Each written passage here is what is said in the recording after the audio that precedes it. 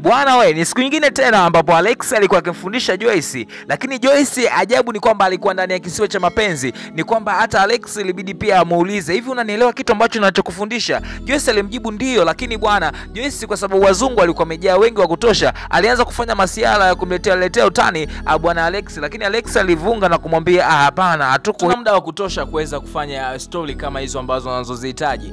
Lakini Joyce alimuuliza ni kwamba mamangu anakulipa shilingi ngapi, naweza nikakulipa hiyo pesa? Mshikaji bwana alisema hapana.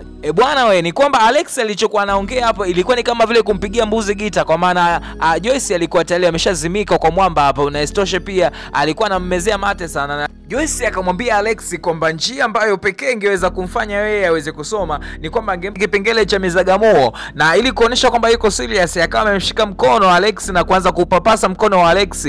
Alex ilibidi aweze kutoa mkono na kumwambia hapana, kwa kweli hatuna muda wa kuweza kufanya masiala, tuna mambo mengi ya kuweza kufanya ambayo yanatuhitaji tuwe serious sana. Sasa Joyce baada ya kumuona mwamba yuko serious sana, akaona sasa hamna tatizo, ni kwamba akakusanya vitabu pamoja na madaftari yake akainuka na kuondoka. Amshikaje alibakia kishankai na kuaje huyu binti mbona ana masiala namna hii? Sasa tunarudi hapa ni nyumbani. Sasa mshikaji baada ya kuwa amerudi walikuwa akipata chakula cha jioni, na hivyo pia alipata muda huo wa kuweza kumsimulia matukio ambayo amekuwa akikutana nayo nyumbani kwa kina Joyce, kitu ambacho kilikuwa pia kimemshangaza blaza wake, lakini alimwambia tu ni hali ya kawaida, atajitahidi kwa sababu walimu ni professional yake na ana uhakika kwamba anaweza akamsaidia huyo binti aweze kufaulu vizuri. Of course yeye ni mtu ambaye anajiamini katika masuala ya ufundishaji. Basi iliishia hivyo, ni kwamba waliweza kupata chakula cha jioni, anamshikaji basi ajiandae kwa ajili ya siku ya pili ambapo anaenda kumfundisha sasa Joyce. Na baada ya kufika leo alianza kuingia katika topic mpya ambazo walizokuwa bado hawajaanza kuzifanya. Tatizo lilibakia kwa Joyce, kwa maana macho yake yaliishia kumtazama mshikaji kila alivyokuwa anaongea, na alishindwa kujizuia, ilibidi amsogelee huku akizidi kulingalinga pamoja na kudekadeka mbele za uso wa mshikaji hapo. Lakini mwamba aliendelea kukaza. Joyce akamuuliza, hivi upendi kwa kweli kuniona nikiwa karibu na wewe? Mshikaji alimwambia hapana, tuna mambo mengi ambayo tunatakiwa tuyafanye. Bwana dakika 2-3 ni kwamba akawa ameweza kuingia mama yake Joyce na aliweza kuwaletea zawadi. Joyce aliweza kumpa zawadi ambayo ilikuwa ndani ya kiboksi, lakini pia ajabu ni kwamba alikuwa amenunua pia saa yenye gharama sana na akawa amemletea mshikaji ambaye ni Alex, kitu ambacho kilimfanya Joyce ashangae kwa sababu tabia za mama yake alikuwa anazifahamu. Ni kwamba mama yake alikuwa kila vijana wadogo wale ambao walikuwa wanajiita vibenteni. Kwa alivyoona ni kwamba mama yake anazidi kufanya ukaribu na Alex, alihisi kwamba kuna jambo, na hivyo macho yake yalisha kumtazama. Lakini Alex alimshtua kwamba Joyce, tuendelee na topiki zetu ambazo tuko nazo, yani hapa tuendelee hapa na masuala ambayo tuko nayo. Joyce bwana akupata utulivu baada ya kuona mama yake amemletea zawadi ya saa Alex, na akaanza kujiuliza ukaribu huo umetokea wapi. Alex alimwambia tuendelee na hii topic ambayo tuko nayo. Ni kwamba Joyce alikosa utulivu, ni kwamba hakuna ambacho kichoweza kuendelea. Mshikaji sasa upande wa pili baada ya kuwa amerudi magetoni, alimwambia bro wake kwamba bwana yule boss bwana amenipa zawadi ya saa. Kakake alichukua na kuweza kuitazama na kumwambia, mwanangu sio umepata bonge la shafu, ila ni kitu cha ajabu sana kupewa zawadi kwa wewe tu ambaye ni mwalimu wa tuition. Hivyo basi waliishia kupiga story mbalimbali ambazo zilizoendelea. Sasa leo hapa tunamuona Joyce akiona mama yake, na Joyce alimuuliza mama yake, hivi mama ulimpa zawadi ile ya saa mwalimu wangu ambaye ni Alex, ulimpa kwa mazumuni gani labda? Mama yake alimuuliza, kuna nipangie mimi zawadi gani naweza nikampa mtu? Joyce aliinuka na kumwambia mama yake kwamba mama, tabia yako unaifahamu, tafadhali yule ni mwalimu wangu, naomba kabisa ukae naye mbali kabisa. Mama yake alibakia tu akishangaa anakuendelea kucheka mwenyewe. Sasa hii ni siku nyingine hapa Joyce alikuwa amejilaza, lakini kumbe mwamba alikuwa anamfundisha, na baada ya kumuona amesinzia ilibidi amwamshe. Bwana hebu amka, hivi na maana mimi kitu ambacho ninachokifanya hapa unaona hakina maana? Kuna watu wako huko nje wanatamani waweze kupata watu wa kuwafundisha, ila wewe hapa nakufundisha unasinzia, maana yake nini? Sasa hebu amka nikuelekeze vitu ambavyo inatakiwa nikuelekeze, kwa sababu siku ni chache ambazo tuko nazo na unaelekea kwenye kipindi cha mitihani, na si vizuri kama tutaendelea kusumbuana kwa namna hii. Na ghafla bwana mama yake Joyce akawa ametokea chumbani huku akiwa ameshika mfuko kwenye mkono wake, na sasa huo mfuko ni kwamba ilikuwa ni zawadi ambayo alikuwa ameletewa Alex. Bwana Alex aliweza kupokea zawadi ambayo alikuwa ameletewa na madam ambaye ni mama yake Joyce, na alimshukuru sana na kumwambia nashukuru sana kwa zawadi ambayo umeletea. Lakini tatizo lilibakia kwa upande wa Joyce. Joyce alishangaa sana na kuendelea kujiuliza ukaribu huu na zawadi hizi zinaendeleaje, na alimuuliza, hivi nakwaje unapokea zawadi kutoka kwa mama? Na bwana Alex alimjibu kwa mama yako ameelewa kazi ambayo naifanya kwako, ni kwamba ninakusaidia uweze kusoma na ndio maana ameweza ku respect kitu ambacho anachokufanyia wewe kama mwanae. Lakini sasa kitendo hiko kilimfanya bibie Joyce aweze kuinuka na kukataa kwamba hawezi kuendelea na masomo. Yani alikuwa amekasirika na kugafilika kabisa kwa sababu tabia ya mama yake anaijua, isipokuwa bwana Alex ndio afahamu mambo ya mama yake Joyce kwamba yakoje. Alex alibakia akikasirika tu na kuongea mwenyewe, na baadaye bwana aliweza kurudi mtaani na kuweza kumkuta mwanae akiwa amepumzika. Aliweza kumwambia bwana aisee, yani kuhusu bi mkubwa hana shida, ni kwamba ni mtu ambaye mwenye roho nzuri sana, lakini mwanae ndio changamoto. Na mshikaji alimwambia bwana wewe tuendelea kukaza, si unajua hauna kazi nyingine zaidi ya hii hapa ambayo umeipata mwanangu. Akamwambia sasa sikie bwana, yule bi mkubwa kanipa tena zawadi leo, kitu ambacho kilimshtua sana huyu bro wake na kumwambia hey, inakuaje sasa nakupa tena zawadi, yani zawadi juu ya zawadi. Mshikaji alimwambia bwana hamna shida, lakini mwanae alimwambia wewe, yani hizo zawadi mwanangu mimi na wasiwasi nazo, zawadi hizo unazopewa nina wasiwasi nazo. Lakini mshikaji alimtoa hofu, lakini bwana aliendelea kusema lakini bwana hizo zawadi zako sio.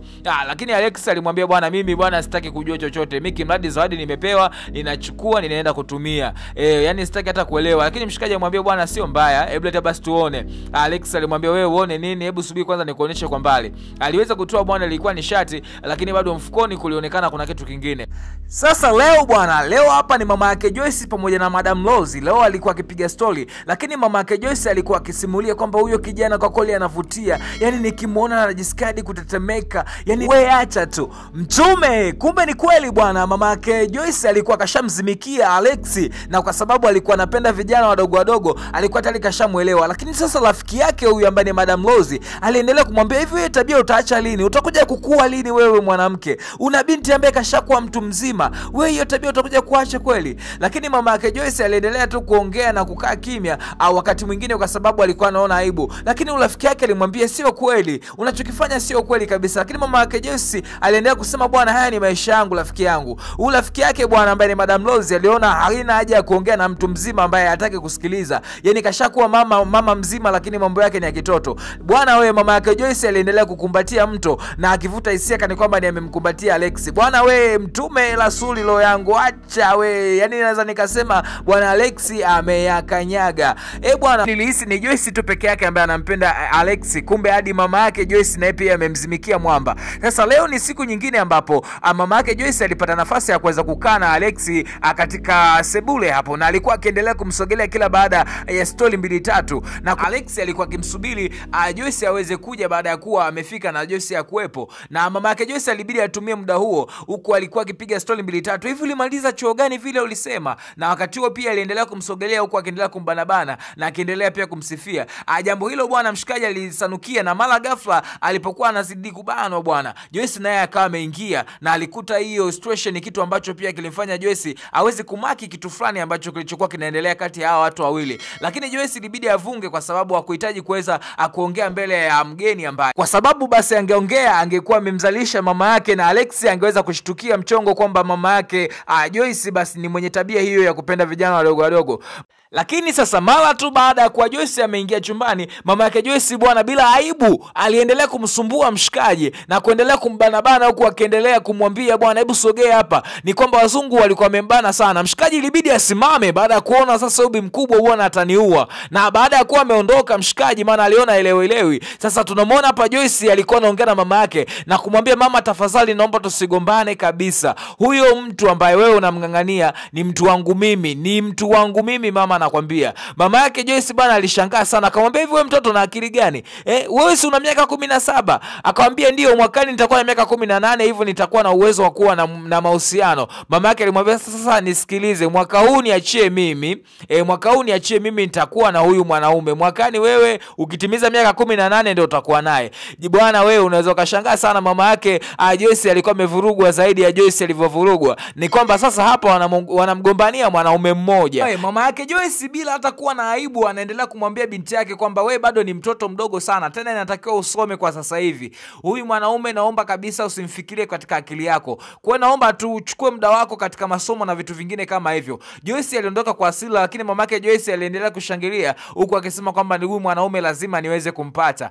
Bwana wewe unaweza kashangaa na kuaje. Twende upande wa pili huku sasa, tunaenda kumcheki mshikaji. Alikuwa katika dimbwi la mawazo na akiendelea kuwazua na kukosa majibu kwa sababu matukio ambayo yameendelea kuyaona katika nyumba ya kina Joyce yamekuwa ni matukio yenye kumshangaza sana. Na alimsimulia akamsimulia mshikaji, akamwambia kwamba blaza, kwa kweli mimi niko dilemma, sielewi nifanye kitu gani. Yani mama mtu ananichanganya, mtoto mtu ananichanganya, yani mtoto mtu anamhitaji lakini pia hata mama mtu pia anamhitaji. Bwana we ni hatari sana. Mshikaji alibidi tu amtie moyo, akamwambia bwana we tulia tu, kwa sababu ni mwisho wa mwezi sasa. Ina maana mwezi huu kisha utaweza kuchukua mshahara wako na utaweza kuachana nao na wewe utaweza kufanya mambo yako mengine. Sasa leo hapa tunamuona mshikaji ambaye ni Alex alikuwa amekuja kuendelea na darasa lake na huyu mwanafunzi wake ambaye ni Joyce, lakini Joyce mwenyewe ni kwamba ni amevurugwa. Yani ni kwamba ni anampenda mwamba paka anavurugwa, yani anachanganyikiwa, haelewi. Mshikaji alimwambia vipi basi tunaweza tukaendelea, lakini Joyce alionyesha kuendelea kutokumpa support, na hata vitu jamaa alivyokuwa anamuuliza kwamba tulisoma juzi na jana, Joyce alikuwa anasema amevisahau vyote, ni kwamba tuko katika hali ya kumkomoa. Na jamaa alivyoweza kuuliza hivi kwa nini unanifanyia hivi vitu, Joyce aliongea kwa hasira sana, akamwambia hivi inakuwaje unampa mama muda mwingi kuliko mimi? Ina maana mimi uelewe kwamba ninakupenda kiasi gani? Uelewe kwamba nakupenda kiasi gani? Mshikaji bwana alibakia tu ashangae, yani alibakia tu katika hali ya mshangao na kuendelea kusema Mungu wangu aisee mwaka huu nimeakanyaga. Joyce bwana aliendelea pale pale kukanyagia, akasema mimi ninakupenda wewe na nisipendi kukuona huko karibu na mama yangu. Yani sipendi wala hata sitamani kukuona akiendelea kukupa hizo zawadi, akiendelea kuwa karibu na wewe. Sitamani kabisa, ninakupenda. Hivi kwa nini hutaki kuelewa? Mshikaji bwana ilibidi tu aweze kufunga na kuendelea pia kulalamika kwa upande wake. Akasema mimi nimekuja kukufundisha, tafadhali naomba, nimekuja kukufundisha ili uweze kufaulu mitihani ambayo iko mbele yako. Swala la mahusiano usitaki kulisikia na naomba kabisa uweze kuachana nalo. Lakini lilikuwa ni jambo gumu sana kwa bibie Joyce, na Joyce aliendelea kushikilia msimamo wake ule ule na akiendelea kumwambia kwamba mwalimu, kwamba ninakuhitaji katika mahusiano. Mshikaji aliona kwamba anazinguliwa tu na kuendelea kusumbuliwa. Hivyo alimwambia haya, kama mwenyewe utasoma mwenyewe, utajipenda mwenyewe, mimi ninahitaji kuondoka. Bwana mshikaji ilibidi tu aweze kurudi nyumbani, lakini Joyce baadaye aliendelea kumpigia mwamba, anamwomba pia kuweza kupokea simu zake.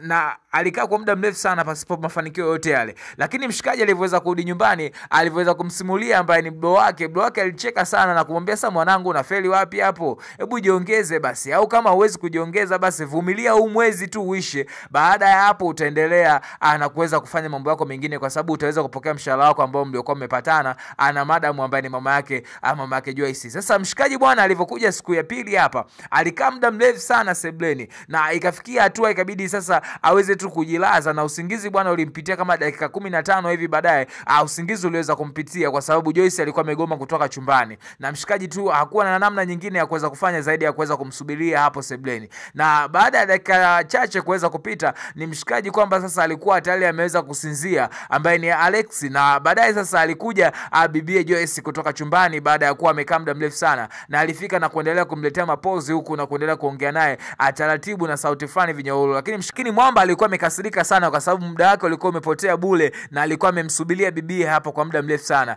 Joyce bwana aliendelea kumpigisha story fulani hivi aza kuendelea kumhamasisha katika masuala ya kimahusiano, lakini mwamba bwana alimtolea nje na bwana wewe mshikaji ilibidi aweze kuondoka. Sasa sijajua kama mshikaji kweli ataendelea kuvumilia haya mambo ambayo yanaendelea. Sasa ni siku nyingine tena ambayo mshikaji alikuja na bibia aligoma kutoka. Hivyo sasa leo ilibidi aende kumgongea, na alivyofunguliwa tu mlango bwana aliweza kuingia ndani bwana, na aliongea kwa hasira sana. Na kilichofuatia bwana, mimi bwana nilichokiona ni kwamba mshikaji aliweza kumbamiza ukutani bibie, na kilichofuatia ndio hicho hapo. Bwana wewe, hebu tuende tukaangalie inakuaje. Nikukumbushe kusubscribe kwa wewe ambaye bado hujaweza kusubscribe, lakini pia kucomment na mambo. Na hili sasa ni tukio ambalo litalokuja kuwa la mbele baada ya matukio mengine ambayo tumeweza kuyaona katika kipengele kinachofuatia. Endelea kwa pamoja nasi tuweze kujua inakuaje.